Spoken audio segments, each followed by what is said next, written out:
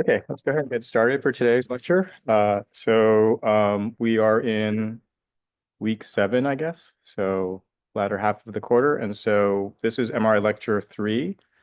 So we're going to review a little bit of where we've come so far and then continue on. So before I start, are there any questions about where we are with course logistics or any questions from last time's lecture? Okay, so let's get started. These are the key concepts we're going to try to cover today. We're going to review how we do the encoding with the gradients. We'll work our way up towards the MRI signal equation and get to k-space trajectories and pulse sequences. And hopefully we'll get a little bit started on sampling, aliasing, and resolution. Okay, so these are the key elements we need to cover to understand how you actually do imaging with MR and how you create the image. Just to remind you, there's 4 main elements in the MRI system. We've covered polarization and excitation. And today we're going to continue our discussion of encoding, which is what uses the gradients. So this is the gradient coils that we're going to be talking about today. And then we will also talk a little bit about the integration part. So today we'll cover encoding and integration. And that's the plan for today. Okay, just to remind you, what the gradients do is they create a linear gradient in the magnetic field. So remember, at x equals 0, for example, this is the x gradient. For the center, there's no added gradient because gx times x equals 0. This is at the isocenter. So at the isocenter, the spins precess at gamma times b0, where b0 is the main field. Here we have a positive gradient. Okay, so this means that the added field is stronger here and smaller here. So these spins are in a stronger field, so they're going to precess faster. That means they have a higher frequency, and therefore the gradients sort of cause spatial gradients in both frequency and phase. So that was one of the questions on the pre-lecture quiz. Everyone's doing really well on that. So I think that's good. And here we're in a negative part where the added delta B is negative, and so therefore the overall field gamma B naught minus gamma GXX is less than B0. So the spins are going to precess at gamma times that field. And so since it's a smaller field, it's going to be slower. All right, so that's all the gradients do. Yes, question. Oh, my bad. No worries. Yeah. I was curious with the y-axis was here, but I realized that the delta yeah, but that was a good thing. Yeah. All right. So yeah, the x-axis, the y-axis is representing a delta BZ. Yep. Good question. Yeah. Yeah. If anything confusing, just ask. It's good to clear it up. That's what the lectures are for. Otherwise, you could just watch the video, right? So you could watch it at 2x speed, but then the video is not going to answer any questions for you. Okay. So take advantage of the live format if you have questions. So let's just review a little bit about what we talked about. So each of these is what we're going to call phasor patterns. And you're seeing this on the current homework, and you'll get to work on it a little more on the upcoming homework. And so essentially, when at time equals 0, when we flip the spins, we assume that all the spins are in line. Everywhere in space, the spins are all pointing in the same direction. Okay. So we call that kx. In this case, if this is the x-axis, this is kx equals 0. Okay, that's 0 spatial frequency, which means there's no variation in that direction. So what we'd like to do is we want to start having spatial variations, because the only way we can tell where things, like if all our spins are the same everywhere, then we're not going to be able to get information about where things are, right?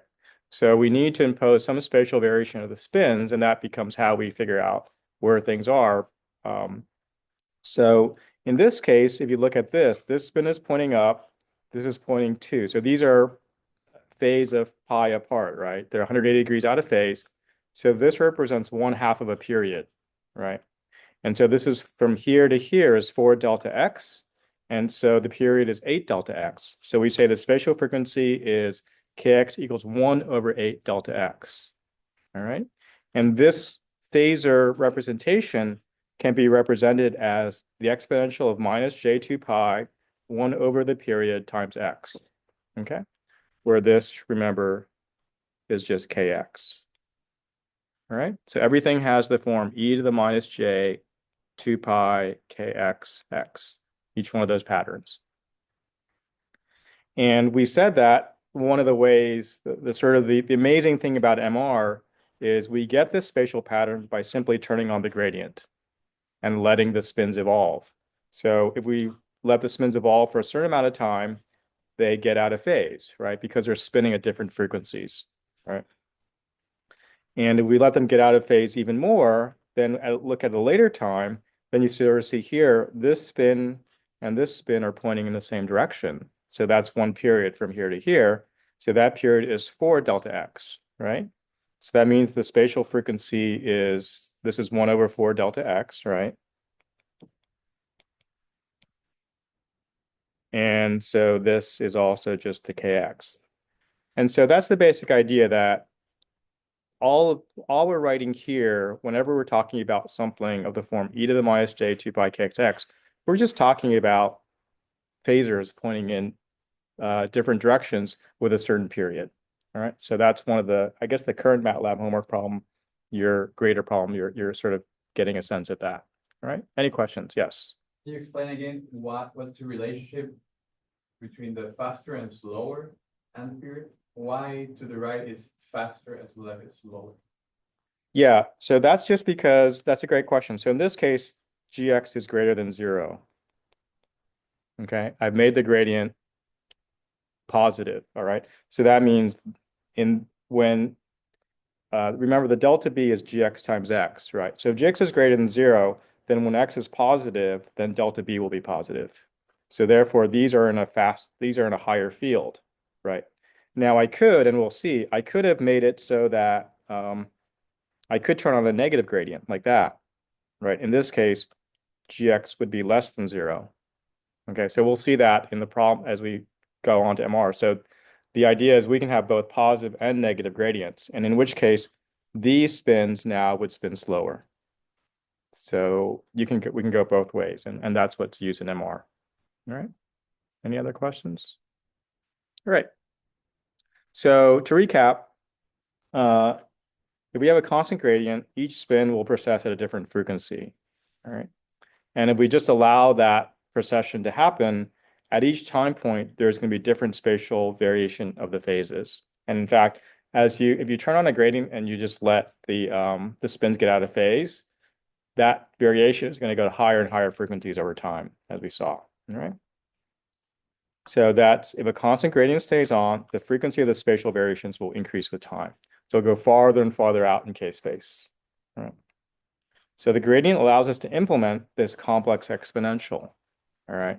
So the really cool thing about MRI is this is not just a mathematical thing. This is actually, you're implementing that in your sample, right? So this is where the sort of the beauty of MR is the math is actually in the object itself. Okay. So let's just remind ourselves of what the 2D Fourier transform is. So let's look at the formula. I have my object gxy, and I multiply it by this phasor, okay, which has dependence on both x and y. And then I do that multiplication, and then I integrate over dx and dy. And for every kx and ky, that tells me the value of the Fourier transform at some kx, ky. All right, so the idea is this is going to have some spatial variation, right? This is some spatial frequency, kx, ky. And then I take this phasor, and if I multiply my object by it, that tells me the value of the Fourier transform. And once I have that, then I can take the inverse transform and get my object back. All right. So this is what the MRI system does. Okay. So we're going to collect these samples, right? So literally the MRI system collects these samples in k-space, stores it, goes to your computer, and then you run MATLAB or Python or C or whatever. You do this inverse Fourier transform, and that's the object you get back. So that's basically what MRI is doing. All right. Now, this is the most simplest case where we're just doing a Fourier transform. As we'll talk about maybe a few lectures down the line, modern imaging actually goes beyond this. All right. So we're going to start with the Fourier transform because that's how things started. It's the most easiest to understand. But like today, the imaging is sort of second generation or third generation beyond this. All right. Also, just as a note, I think we've mentioned this before.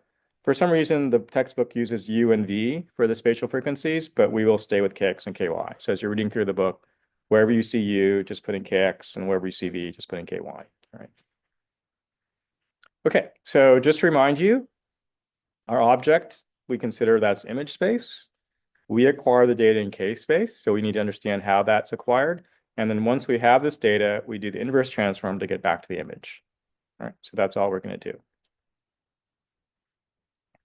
We talked about some examples of if you look at something in image space and look at its K space, you can sort of understand why the image is affected, and you looked at that in your homework, so we're not going to spend too much time on that.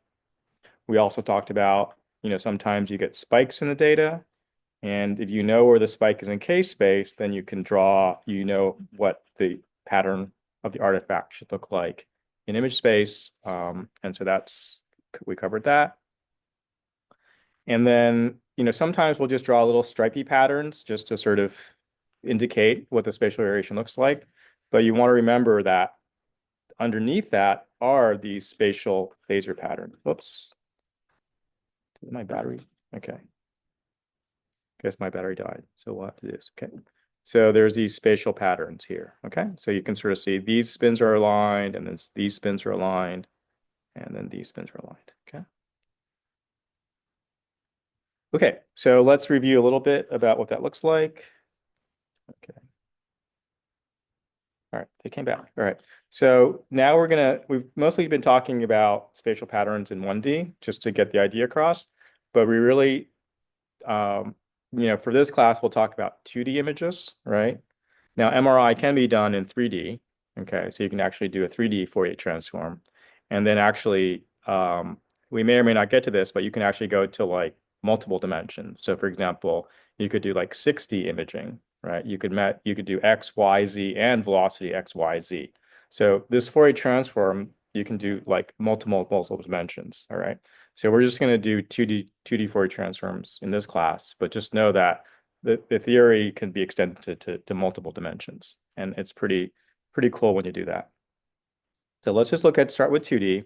So here in XY plane, all the spins are aligned in the same direction.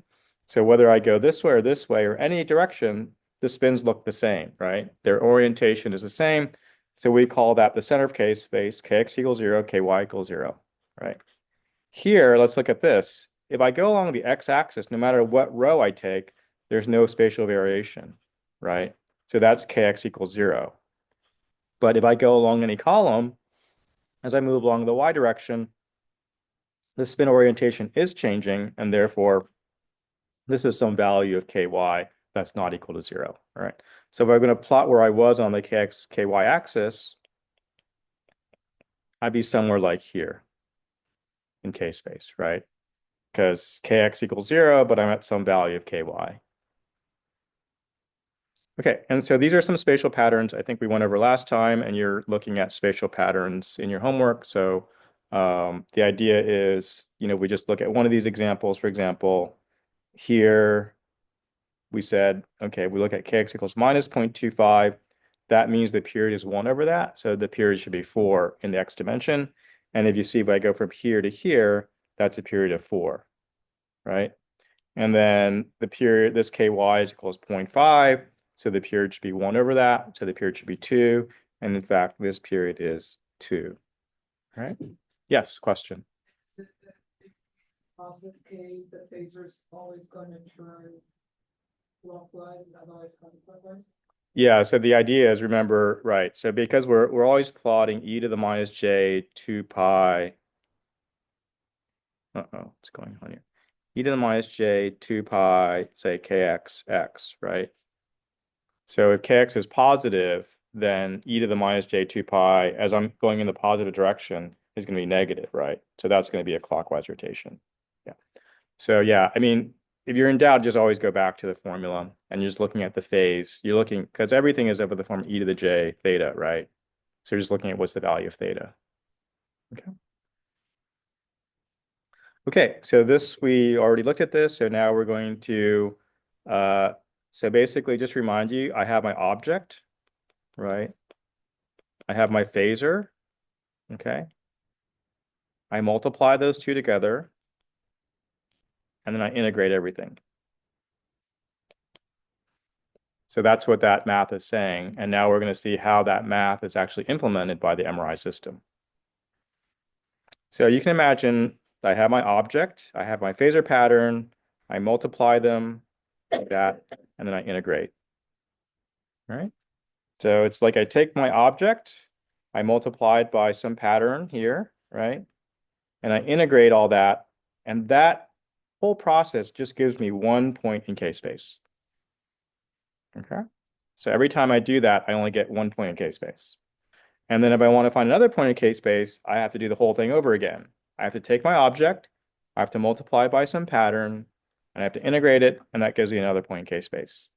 So in MRI, we repeat that process over and over again. Question?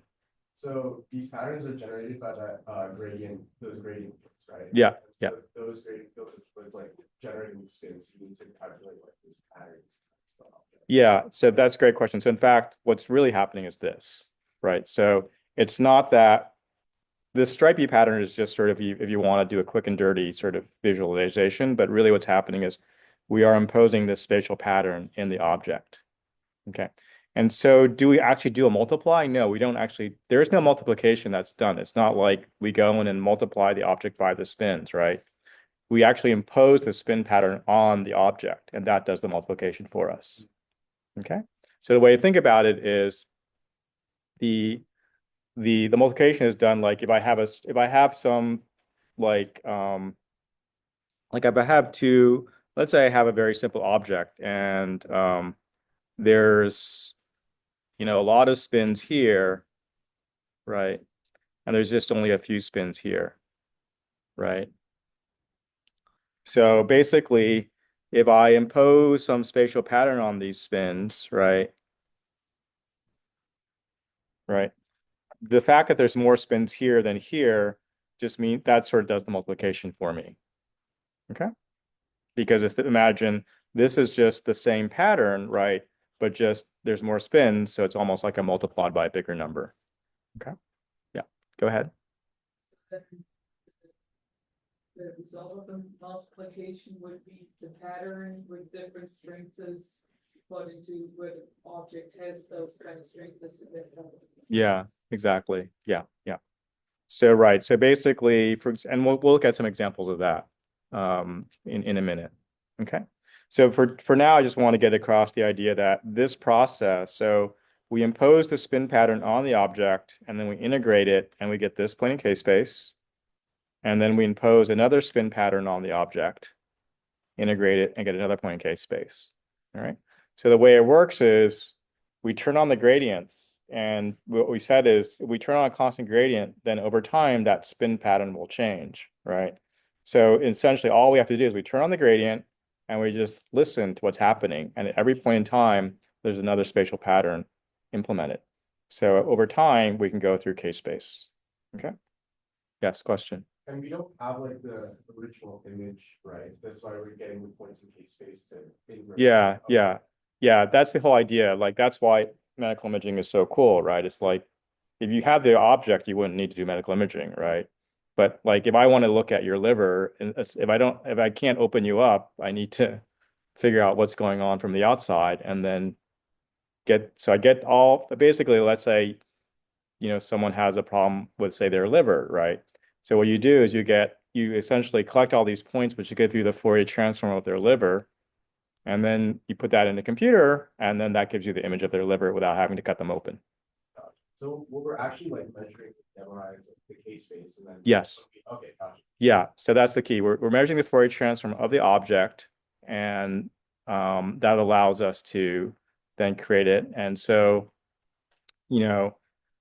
almost every, in terms of, where medical imaging is in the healthcare, it's sort of like, it's a really important decision-making point, right? It's like, if your doctor has some concern about you, then they'll order an MRI or a CT or an ultrasound.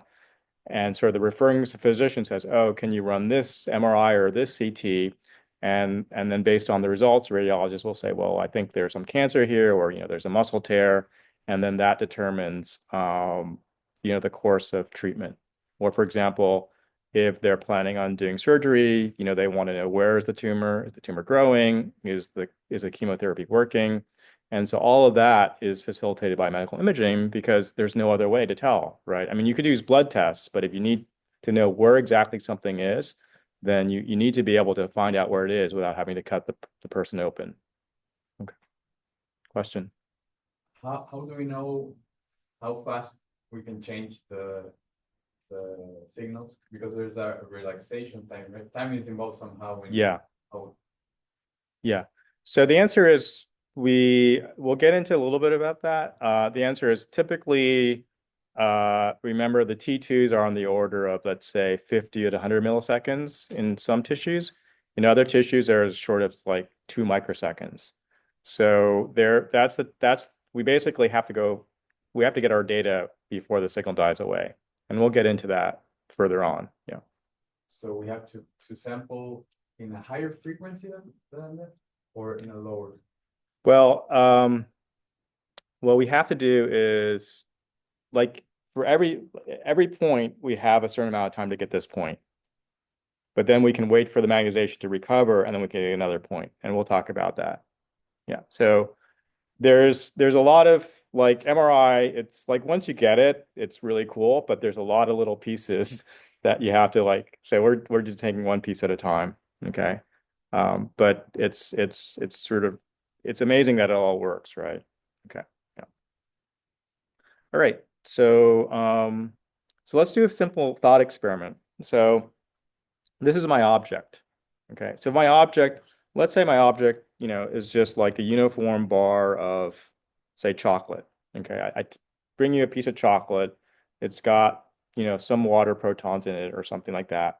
And it's a uniform bar. So when I pose a spatial pattern, everywhere there's a spin, and those spins have some spatial pattern on them. Okay. And as you notice, this spatial pattern is sort of like a diagonal pattern, right? It looks like a diagonal pattern that I've imposed. So at this point in time, I've got a diagonal pattern imposed on a uniform object, right?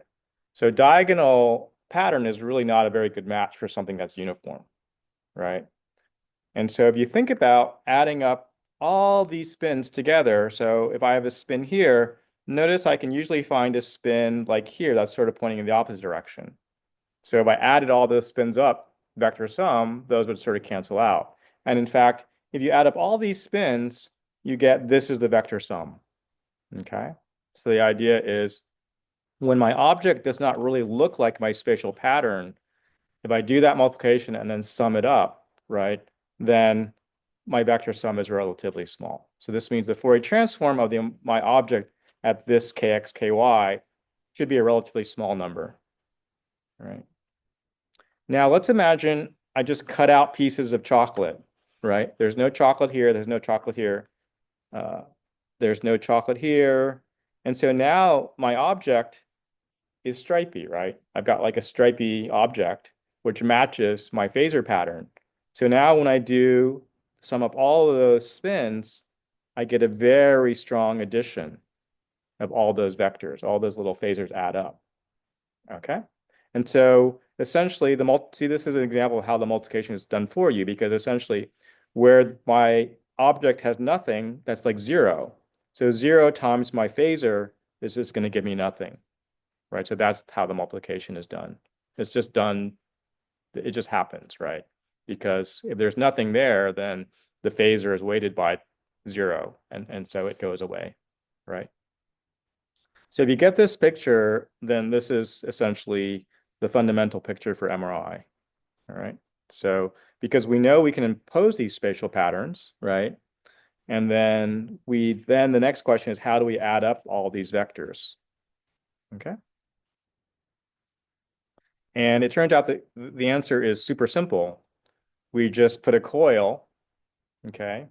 The RF coil that we use to excite can also be used to receive, or we could use another coil, a receive-only coil.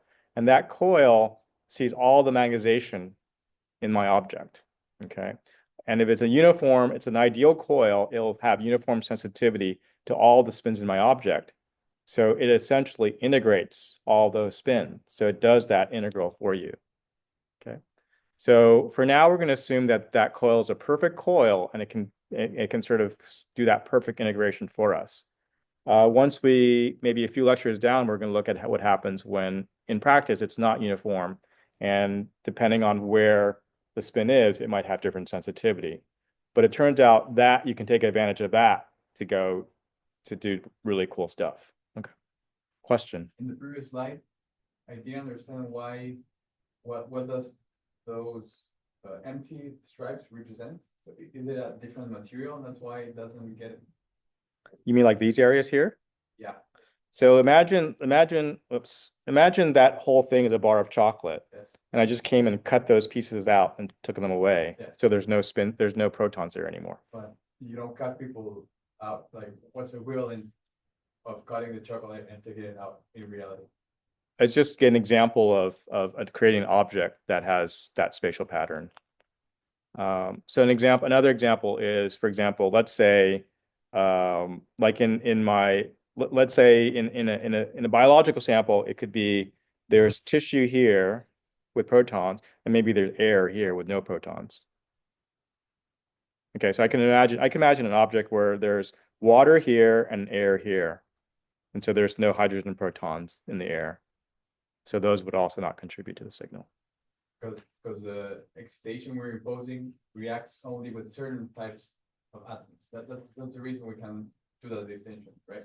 Yeah, so basically, for MRI, typically we're going to focus on hydrogen protons. And remember, every proton, depending on, has its own resonance frequency. So we're assuming we're only exciting those protons. Yeah. Now, later on, so everything I tell you is sort of like true, but also a lie, because later on, there's everything you can think of, you can do a variation of it later. Okay. So what we're telling you is like first grade. Okay. All right. Okay.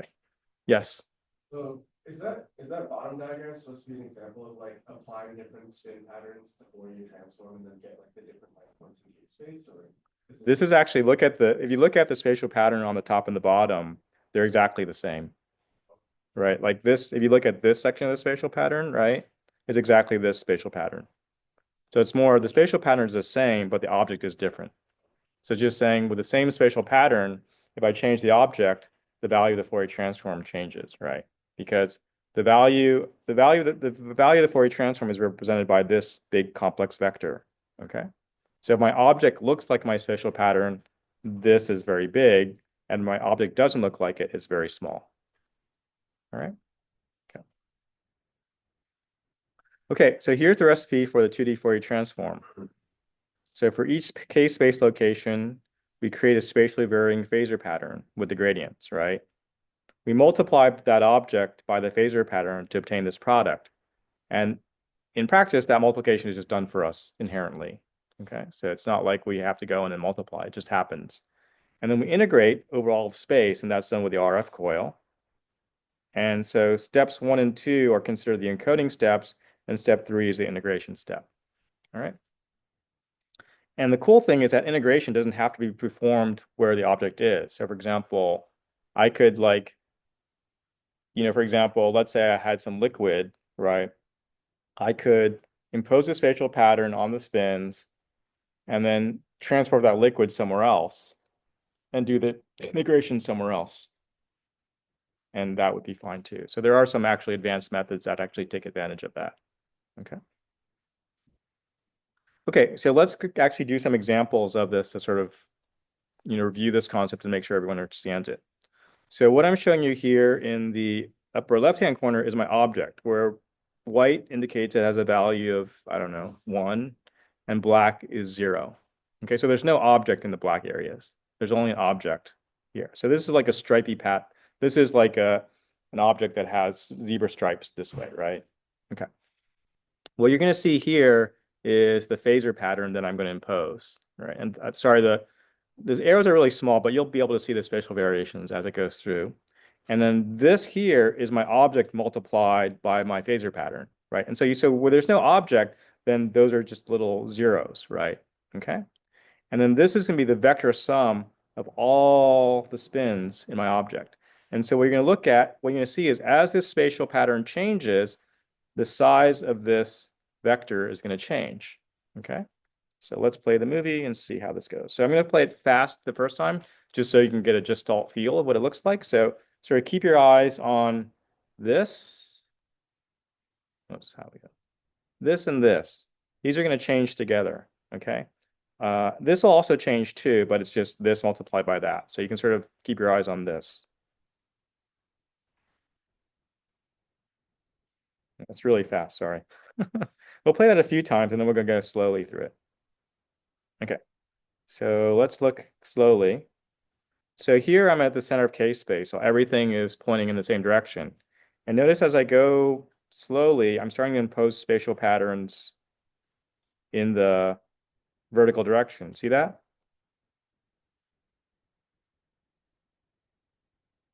Okay.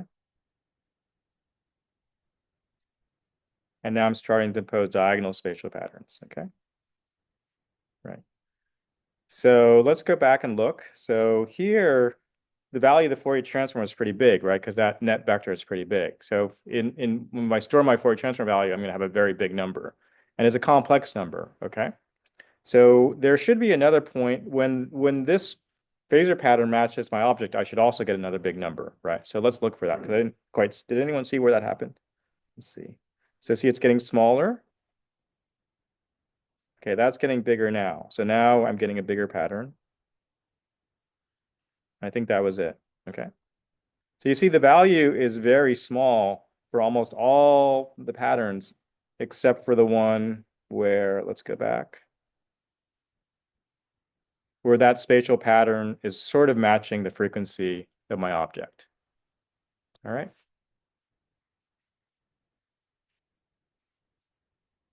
Okay. So essentially, these vectors that I'm collecting, those are the numbers that get stored in the computer. And then we take those and do the inverse Fourier transform, and that's our object.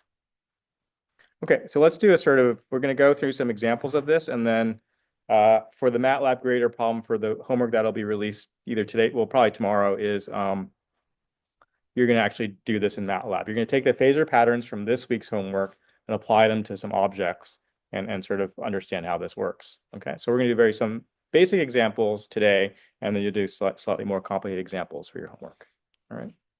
So this is over here is my phasor pattern. It's kx equals 0, ky equals 0, right? So there's no variation anywhere, right? So, and this is my object, and it's ones everywhere. So if I multiply every one of these by 1 and I sum them up, I'm going to get 25. Okay, so that's pretty simple.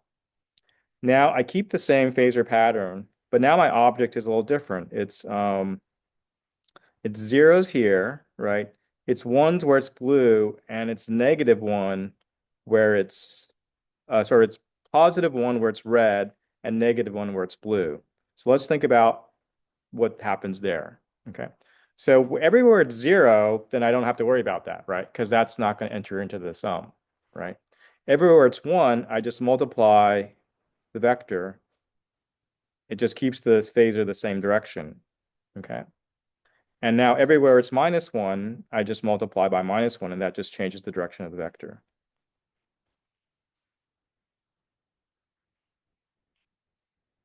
Okay, and then I just sum that up. So I've got 6 positive minus 7 negative, right? And so this vector sum is -1. And so that's all we're doing. Okay. So so this is just like a super simplified version of what actually MRI is, right? We have a phasor pattern, we impose it on our object, and then we just sum it up. Okay. Here's another phasor pattern. So let's see. Let's try to figure out what is kx equal here. Kx, so the period there is 4, right? So it's 1/4, and then I'm going in the clockwise rotation, so it's -1/4, right? And ky, the period there, is also 4. And as I go in the positive direction, so 1 was counterclockwise, it's clockwise, it's 1/4. Okay. So in any case, you're given the spatial pattern. So then let's look at multiplication. So here, so this one multiplies this one this way, so I get that. This guy is pointing this way, but he's multiplied by 1, so it stays that way. This one is pointing that way, but it's multiplied by -1, so it goes that way. Okay. And so on and so forth. And if you go through this exercise, when you do that multiplication, the phasor patterns all end up summing, pointing in that direction, which is -1. So I add them up, they're -13. Question. So what exactly here is what our receiver coil in the end measures? Is it like just the vector sum we are getting? And Yes. then we do the back transform? Yeah, so you have to do this. So the idea is for the objects, you have to go through many, many phasor patterns. Every phasor pattern gives you one number. Yes. Okay, yeah. Oh. And you store all those numbers. Okay. Yeah. Okay, so here's another object. Let's see, this is a different phasor pattern. So this is kx equals, the period here is 2, right? And we can't tell whether it's plus or -2 because it's gone 180 degrees. So let's just assume it's positive. Ky also has a period of 2, and we can't tell which way it went. So let's say it's 1/2. Okay. And here my object is all ones, and I multiply my phasor pattern by all those ones. So it's also pretty simple here. It's just going to give me this.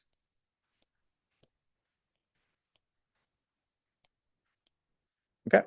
And so that just sums up to 13. Okay, so that would be the value. Yes, question, you first. Can we tell if it's positive or negative? Couldn't the vector sum be either 13 or -13? In this case, no, because even though you can't tell what the spatial frequency is, it actually gives you the same, all that matters is which way the vector is pointing. Yeah. So that's why actually at the edges of K-space, whether you're at one point or another point, like, for example, we might get to this later, that sometimes like when you actually acquire the Fourier transform, like acquire the zero line, it turns out you don't actually have to be symmetric. You can actually skip one line up here because they're actually give you the same answer. Because at 180 degrees, at that high frequency, you can't tell which one it was. So whether it was positive or negative, you get the same answer. Yeah. Okay. Question here, or yes? So vector sum is just some magnitude. No, it's going to be, let me see if I have an example of that. Yeah, we'll get to an example of that when we do the in-class exercise. It's actually going to be a complex number. So that's the other thing that, like all the things you learned like in high school or college, where it's like, oh, this is just like, like, just a mathematical thing. It's all real in math, in MRI. We deal with like complex numbers, or it's easier to deal with things in complex numbers. Yeah. And what happens if we have a vertical arrow? A vertical arrow? What do you mean? Oh, you mean like this? Like if it's like this, Yeah. then that would be J. Oh, that's.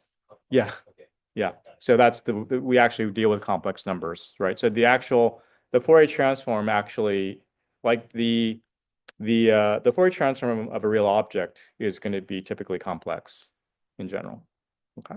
So we actually store complex numbers. So if you actually look at what the MRI stores, it's a bunch of complex numbers, which if it's a totally real, in the ideal case, it's going to have what's called Hermitian symmetry, and all the complex stuff is going to cancel out. So when you get back to the object, it's going to be a real object. But as we'll find out later in MRI, hopefully maybe like the last week, we'll talk about how sometimes the object itself can be complex. Because either we make it complex by imposing some phase on it, in which case both the object and the Fourier transform can be complex. And that gives you an added dimension of information that you can tap into. Okay. So yeah, so MRI is really cool because all the math you learn, it's actually, you can apply it all. So basically complex numbers, Fourier transforms, it's all actually real life. Okay. All right, let's look at this example here. And so here I have a uniform object, and I'm just going to impose this spatial pattern onto it, and I'm going to vary this spatial pattern. So once again, you're going to look at the spatial pattern, and you're going to look at the vector sum and sort of see how that changes with time. So I'll play it very quickly first. That's too quick. Okay, yeah. Everyone get that? All right, well, we're going to move on to the next lecture. Okay. All right. So let's go through it slowly. I really need to slow this down. Okay. So there, different spatial pattern, right? But that spatial pattern doesn't really match my object, right? So vector sum is very small. This spatial pattern also doesn't really match my object, so the vector sum is very small. And same thing with here, right? So if I looked at the numbers in the Fourier transform, I'd have all these numbers, and most of them would be very small, except for the middle, the first one. So I know kx equals ky equals 0, that component is the biggest one, right? So even if I didn't do the Fourier transform, a rough guess of my object is, well, it's probably just a uniform object, right? That would be my best guess. And then because there's other components, it's a uniform object with some boundaries, right? Because those are the only things that are doing that. Okay, now there's a different object here, right? Now I basically, where I have zeros, there's no object, right?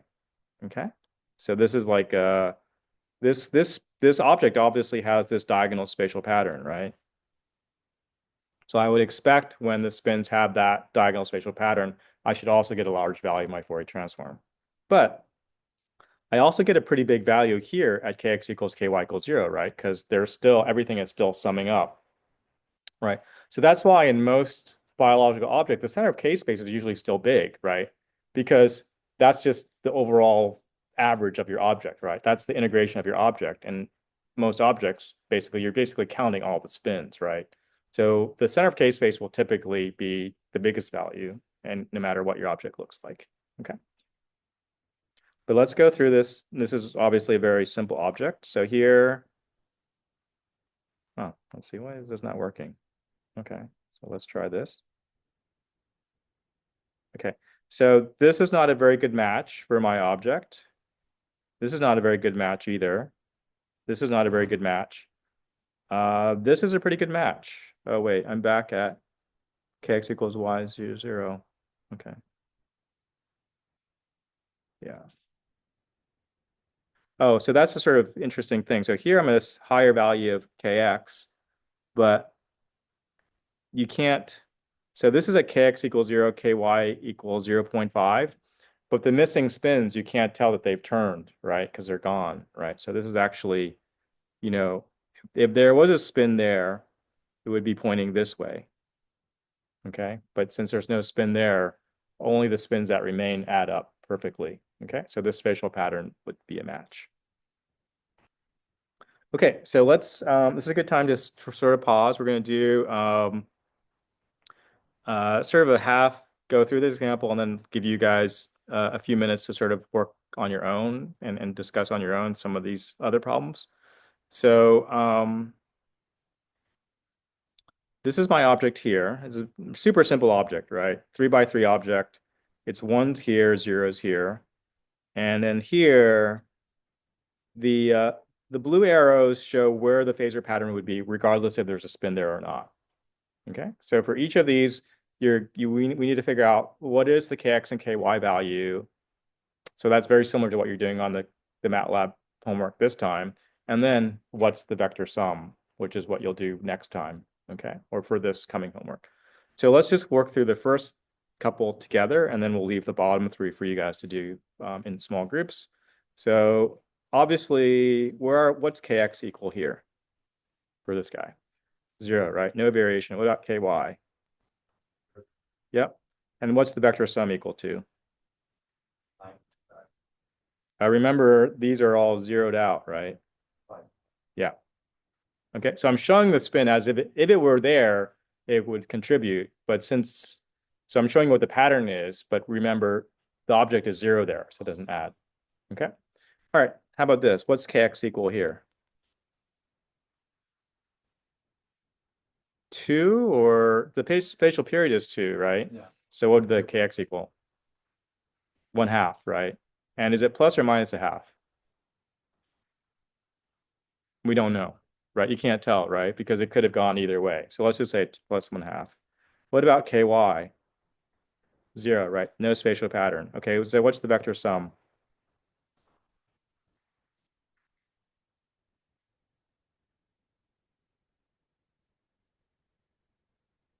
Okay, so I've got 4 going this way and 1 going this way. So -4 plus 1, is that right? It is 3, right? Did I get that right? Okay, great. So you're going to do the same things for C, D, and E. Feel free to talk to your neighbors, you know, or either on your own or talk to your neighbors. We'll give you a few minutes to go through this, and then we'll sort of reconvene and sort of go over the answers to make sure everyone understands. Questions? Oh, -3. Sorry, I just wrote it down wrong. Okay. All right. So go ahead and if you're on Zoom, feel free to use the chat to talk to each other.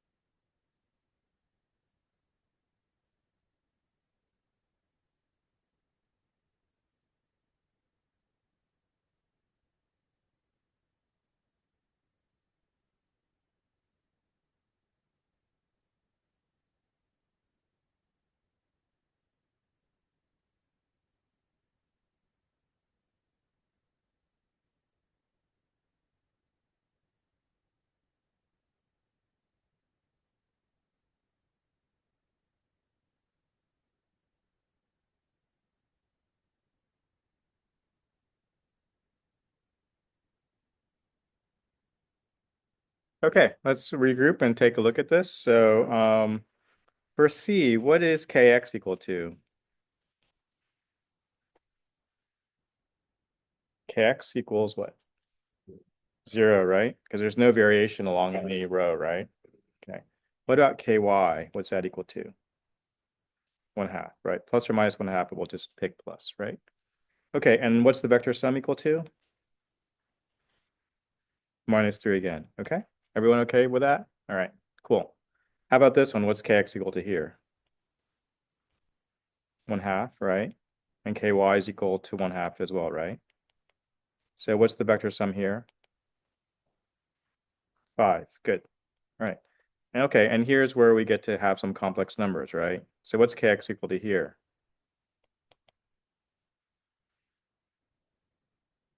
What? 0.25, 1/4. Everyone got that? Right? The period's 4 and it's going clockwise in the positive x direction, so it's positive. What about Ky? Right, because along any column, there's no variation, right? And the vector sum here is what? 1, right? So we got lucky, the positive and negative, the plus and minus imaginary components all canceled out, okay? All right, everyone okay with that? So on the MATLAB grader stuff, it's just sort of a more bigger, the object's bigger and things like that, all right? And then the code you write is essentially just doing this. You just take the object, facial pattern, multiply in MATLAB, sum it up. That's all you're doing. Okay. So I think I wrote it in the homework, but really a lot of these problems, you know, if you just do it, it's probably 10 to 20 lines of code at most for all the MATLAB graded problems, usually less than 10 lines of code. If you ask ChatGPT, it might give you like 30 lines. So then you'll just have to explain all 30 lines. So, just these are meant to be sort of, you can certainly use ChatGPT, but you'll get more out of it if you just do it and think about it. Okay. Was there a question there? Yes. So you would integrate this to get your Fourier transform and then thereby your image in case space, right? Yeah. So basically each one of the things we did, that number is the value of the Fourier transform at that point in K-space. Okay. Yeah. And then so, for example, if I had 200 of these phasor patterns, or I have one object, maybe I have like 200 phasor patterns. Each time I do that multiply in an integration, I store that number in my computer. So I'll have 200 numbers. And then I take those 200 numbers and do the inverse transform to get my object. Okay. All right. Okay, so now we're going to sort of continue our discussion, and we're going to sort of develop sort of what's called the MRI signal equation, which is sort of basically the encapsulation of how this all works. So we're just going to put a little bit of a mathematical notation to what we just talked about. So this is just sort of more to sort of complete the exercise, but the intuition is sort of what we just did. Okay, so now we're just showing the mathematical formulation for it. So you have that as well. So remember what we have is our B field at any XYZ location is just my main B0 field plus these added fields that we do to create with the gradients. Okay, so GXX, GYY, and GZZ. And just a reminder, these are what gradients look like. A GZ that's greater than 0, a GY that's greater than 0. Okay, so here there's a variation in this direction. Here, if this was the Z component, this is the Z direction. So there's variation this way in the Z direction, and here there's variation in the Y direction. Okay, but we're always talking about the BZ field, the component that's pointing in the Z direction. So typically we define a gradient field as a gradient vector as these GX times the unit vectors. And we also have a position vector, okay? So this thing here, we can also represent as G dot R, all right, just to keep our notation simple. And so then we can write that the B field is just B naught plus G dot R. And now we're going to introduce this idea that we're going to change these gradients in time, all right? And we have already seen that because we know we need to impose different spatial patterns, okay? And so in MR, we actually just apply different spatial patterns at different points in time. Okay, to remind you, you've seen this slide before. Precession, spins precess at the Larmor frequency. And in this case, if it's B naught, they precess with some frequency gamma times B naught. Okay, and that's this here. But now what we do is we say, well, now the actual frequency is both a function of space and time, right? Because this BZ field depends on both space and time. We have a part that's sort of constant, this gamma B naught, but now we have a gradient that can change with time. And then it's dot product with my space location. So this gives me a delta omega field that depends on both space and time. All right. So the spatial dependence is those spatial patterns that we talked about. And the time component is just the fact that that spatial pattern is going to vary with time. Okay, so now let's talk about how we go from frequency to phase. So remember, frequency is just the rate of change of the angle, okay? So if I have some angle, say phi, e to the phi, so d phi dt equals minus gamma, minus omega t, okay? So that's the relationship between, so this is my phase, and this is my frequency. And so one is related to the other. So if one is derivative of one, then if phase is d phi dt, if omega is equal to d phi dt, then obviously phi must be the integral of omega, right? So just the opposite. So we can just say that, well, because what we know is what we know the frequency, right? Because that's what we impose, right? So the idea is, well, if I want to know the phase, whoops. If I want to know the phase at any point in time, I should just integrate what the frequency was, okay? And so this is just taking this and integrating it. And so I get, this is going to give me minus omega naught t, okay, plus this delta phi. This is what we call the incremental phase due to the gradients, right? This is the phase that's just due to the precession that's constant to all the spins. And so since that doesn't vary with space, we can sort of ignore it. All right. And we're going to only look at the phase that's due to the incremental part, which is which is due to the gradients. And so it turns out that this incremental phase, this delta omega, is just gamma g dot r. And so this is what we're really going to look at. All right. So this is how we go from our sort of intuitive picture of the phases changing to actually relating it mathematically, so we can actually calculate what the phase is at every point in time and every location. Okay, so let's look at some examples of that just to sort of hone in on what that really means. So for example, here I have, these are 4 spins in different location or at different time points. Okay, so I'm looking at a single spin and I'm looking at its phase if I turn on the gradient. So here at this point, whoops, I turn on the gradient and I let it go here and then I turn it off here. So this when I turn on the gradient, this spin starts processing and it's a positive gradient. So it's going to start going in the clockwise rotation. So at this part here, I just integrate from 0 to time t1 my delta omega, which is just equal to minus gamma gxx times t1. That's just the integral of that. Since it's constant, right, this integral is very easy to do, okay? And now I wait in time. The next time point, I'm just integrating that delta omega from time 0 to t times 2, t sub 2, and so I get minus gamma gxx time t2, and then so on and so forth, okay? So the idea is it turned out that with a constant gradient, the phase is just the integral of the gradient, okay? So basically, as I go along, I'm just integrating this gradient. Okay, so here the integral has got a certain area. So I'm at certain phase.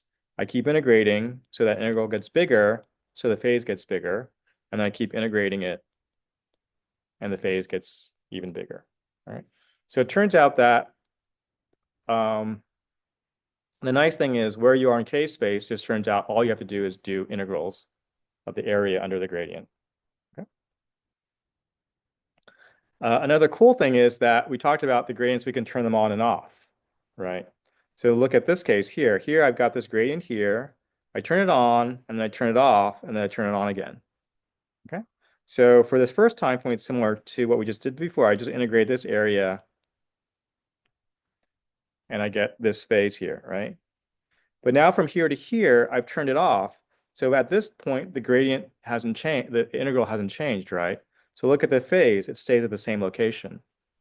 Okay. So that's really cool. It's like the spin remembers what you did to it, right? Like it knows that you applied this gradient, and then it knows that you didn't do anything from here to here. Okay. So the phase is like a memory. It sort of tells you the history of what's happened. All right.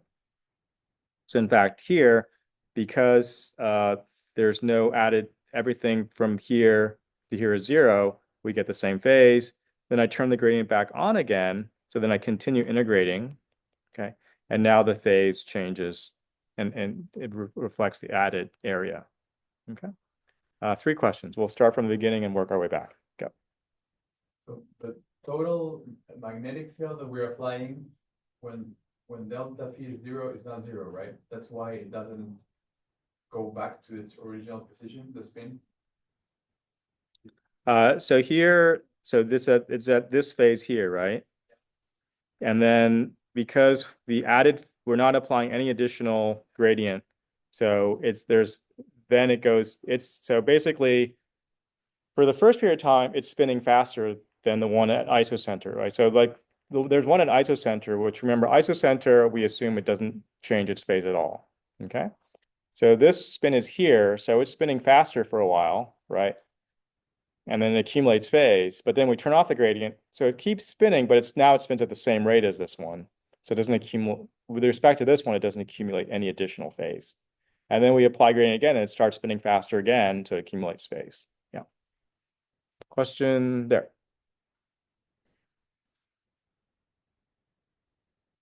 Yeah, so whoops. So that the green thing is what we would call the gradient waveform, and we'll get to that. That's one component of a pulse sequence diagram. So for a pulse sequence diagram, pulse sequence is essentially the instructions that that control what the MRI system does. So typically we control each gradient. We tell it at every point in time, play this gradient. We also control the RF. So at every point in time, what RF field are you transmitting? We also control when to listen. When is the receiver on? Okay. So that's all you do. And so the pulse sequence diagram is basically controlling all of that. And that's where, the creativity comes. Like it's sort of like you have a fairly simple instrument, but a huge space to explore. And so by applying those out, there's literally probably tens of thousands, if not more, pulse sequences that people have tried. Okay. Was there any question over there? No? Okay. Okay, so let's put this all together. So the transfer of magnetization at any point in time, okay, at some location T, R, and at some time T, we're going to have a T2 decay, okay, assuming we're still in the transverse plane, and then we have a phase.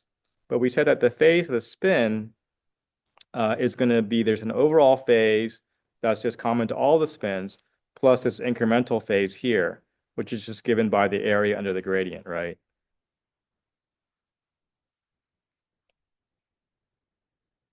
Okay, that's going to be related to the area under the gradient. So what we're going to do now is we're going to simplify it, and we're going to assume that, so this was like typically over the whole volume, it's going to be dx, dy, dz, okay?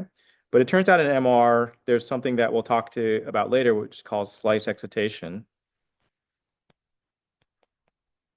Where it turns out there's a way to just excite the spins in a certain slice, okay, with delta z, okay?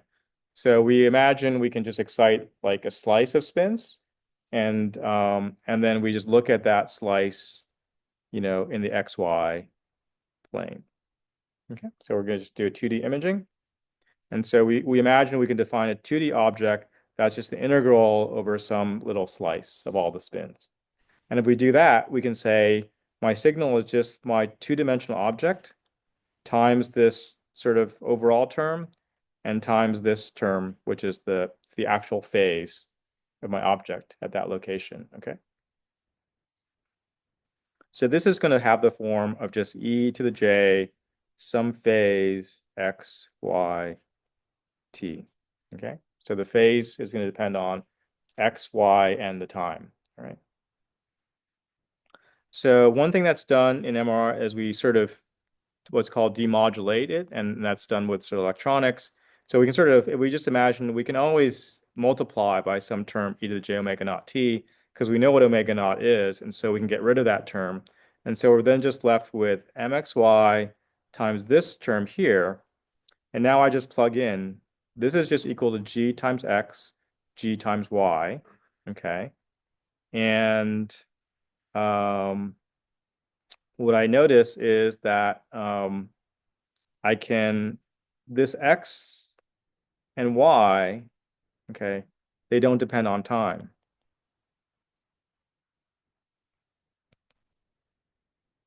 Okay, so when I'm doing this integral, so I'm integrating over time, so I can pull those out of the integral. Okay, now that's because right now I'm imagining I'm imaging a stationary object. Probably in the last week we'll talk about what happens if the object's moving, in which case then x and y can vary with time as well. But for now we're going to assume x and y are stationary. Okay, so if I do that, I can define kx and ky as just the integral of my gradient times gamma over 2 pi. And so then I have kx of t, ky of t, multiplied by x and y. And this is just a 2D Fourier transform, right? Okay. Where I'm just changing where the kx and ky are as a function of time. Okay. And the nice thing is at the end of the day, where I am in k space is just gamma over 2 pi times the area under my gradient. So, obviously this is sort of like lots of smart people thinking about this for a long time to make it so simple. so that we can look at it in this very simple framework. So all you need to know is that where we are in K-space just depends on the area under the gradient, okay? And then you multiply by gamma over 2 pi. Okay, so then that means that the MR signal is just the Fourier transform of my object at kx of t, ky of t. All right. Okay, so this is to recap, is basically we started off by saying that frequency is the rate of change of phase. Okay. And we can change the frequency with the gradients, right? And so with a constant gradient, spins at different locations, process at different frequencies, such that spins at higher x values, they have a higher frequency, right? So they're going to change their phase more quickly. And with a constant gradient, the distribution of phases across x changes with time, right? And so the more rapidly that phase changes, that corresponds to higher spatial frequencies. Okay, so at each point in time, the MR signal is just the Fourier transform of my object evaluated at these spatial frequencies. All right. So essentially the gradients control where we are in K-space. So one of the initial design problems that we're going to get into is how do we actually design those gradients to go through K-space? Okay. So that's the first design thing that we're going to look at, and that for the upcoming homework, you'll be asked to design, I think, 2 different gradient trajectories to go through K-space to meet some design requirements. All right. Okay, so let's look at initial K-space trajectory here. So here I've just got a GX gradient that I'm turning on for this amount of time. Okay. And we know that Kx is just equal to time integral of that gradient. So at any point in t, I integrate up to that point in t to get where I'm in K-space. So since this is constant, that area just increases linearly, right? I just move out in this point in K-space, okay? So this is, for example, here, this is the area under here. And since I keep accumulating area, I just keep moving out like that, okay? And so for each one of these points in K-space, it corresponds to a different spatial pattern, where the frequency going from here to here is increasing, all right? And let's talk a little bit about units. So spatial frequencies, typically, well, that's 1 over distance, so maybe 1 over centimeters. Gradient strengths have units of magnetic field over distance. So we'll typically use Gauss per centimeter in this class, but millitesla per meter is also used. And gamma over 2 pi is units of Hertz per Gauss or Hertz per Tesla typically. So if you look at this formula, Kx equals gamma over 2 pi times the time integral of my gradient. Okay, so I have Hertz over Gauss from this. I have Gauss per centimeter, and then I have seconds. Okay, so that all the units match. All right, so if you're not sure whether you're doing things correctly, just always check the units. So let's look at an example of this. So here I have a 1 Gauss per centimeter gradient that's turned on for 0.235 milliseconds. Okay, so we want to ask the question, where am I in K-space at the end of this gradient? Okay, so all I have to do is I plug in the formula. I say, well, I have gamma over 2 pi is 4257 Hertz per Gauss. The size of my gradient is just 1 Gauss per centimeter, right? And I had it on for that amount of time. And so that's the area under my gradient because it's a very simple waveform. And this gives me 1 inverse centimeters. Okay, so it means if I played out this gradient for 0.235 milliseconds, the spatial pattern would repeat every centimeter. Okay, so let's look at this K-space trajectory. Here, I turn on the X gradient first, turn it off, and I turn off the Y gradient. I have the Y gradient off, and then I turn it on. Okay, so notice here, gy is equal 0, so I'm not, ky just stays at 0, and I'm only changing kx, right? Okay, and then I turn off gx, so there's no more change, there's no more accumulation in the k for a kx. I turn on ky, and so I start moving this way. Okay, so I'm now at this point in K-space. All right, so this is going to give me a diagonal pattern, right? Because I'm at that point in K-space, right? So let's look at that. So for example, this is now, so we're starting to build up our pulse sequence. So now here, I'm showing the RF pulse, which looks like a sync. We'll talk about why it's a sink later. I turn on the GY gradient in this case, and then I turn on the GX gradient. Okay. And so this is just the opposite of what we just did. So now I move in the KY direction first, and then I move in the KX direction to get to this point in K space. Okay. So let's go through this slowly. So I start off at the center of K space. KX, KY equals 0. Okay. So I do that. The coil integrates for me, and I store that point in K space. Right. Then I keep going, and you notice at this point, time 2, oops, I've moved out someplace along the KY axis. So you sort of see there's starting to be variation in the Y direction, right? Okay. And so if I integrate that, I would end up with another point in K space along the KY axis. And now here at the next point, the spatial variation is even greater because I've kept accumulating phase, right? Or the phase has kept evolving. And now I store this point in K space, okay? Now I turn off the Y gradient, I turn on the GX gradient. So I no longer move in K space along KY. Now I'm only gonna move along GX. And because I've already got a spatial variation in Y, when I add a spatial variation in X, now it creates a diagonal pattern. So now I collect this point in K space, all right? So that's sort of how we move through K space. And as we're going through K space, we're storing the values and putting them into some computer. Okay, so what that looks like is sort of here. So you're sort of seeing the GY gradient is on, it's creating variation in Y. And then at some point, I turn it off and I start creating variation in the X direction. So right here, see now it's starting to add variation in the X direction. Okay, so you'll sort of see, we'll play one more time. You'll notice that we go to higher frequency along the Y direction. And at some point, we turn off that gradient. So there's no more variation this way. We start adding variation this way. All right, so play one more time. So see, we're getting more and more variation in the X direction or in the Y direction. We keep going to higher and higher frequencies. And now we start adding variation in the X direction. Okay.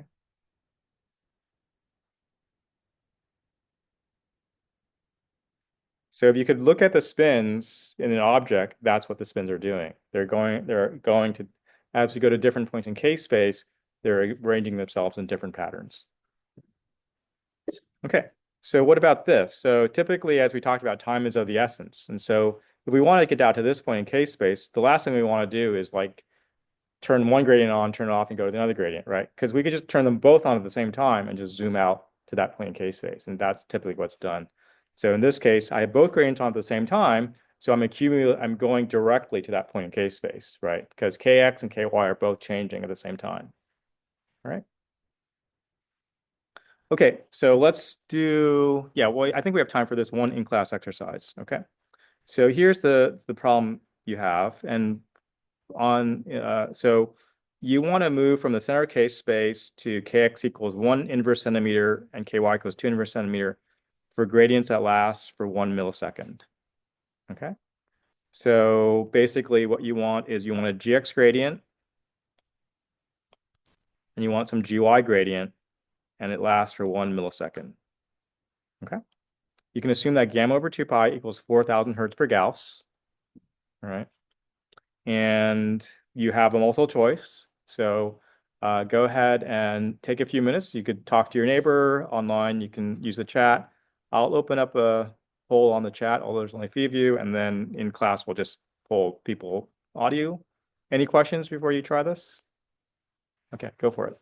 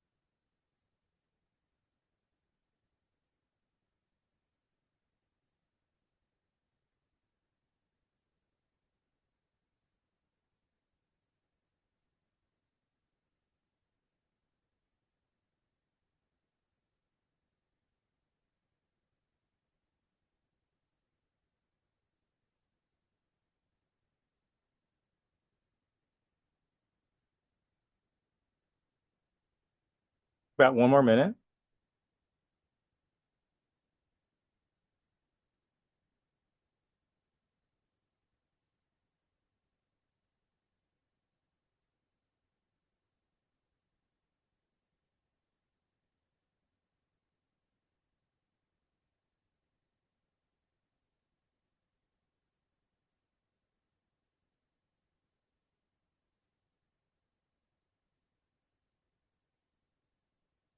Okay, so let's sort of in class, yeah, so there's people responding to the poll. So in class, just at the count of three, just say really loudly what you think the answer is. So 1, 2, 3.